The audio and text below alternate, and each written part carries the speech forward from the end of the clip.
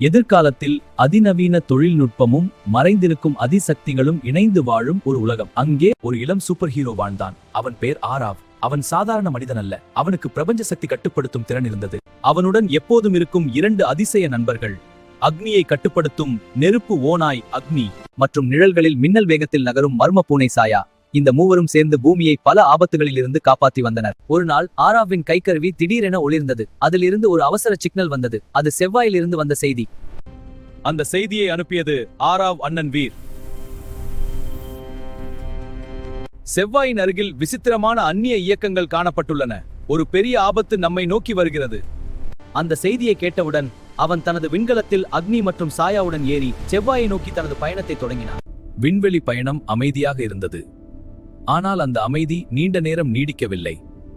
திடீரென விண்வெளியில் மிதக்கும் பெரிய கரும்பாறைகளின் பின்னால் இருந்து பயங்கரமான அந்நிய போர்க்கப்பல்கள் தோன்றின. அவற்றின் தலைவர்கள் கொடூரமான அந்நிய தளபதி கால்சார் மற்றும் பிளாஸ்மா புயல்களை கட்டுப்படுத்தும் அந்நிய ராணி சைராக்சியா. அவர்கள் எச்சரிக்கையின்றி தாக்கினர்.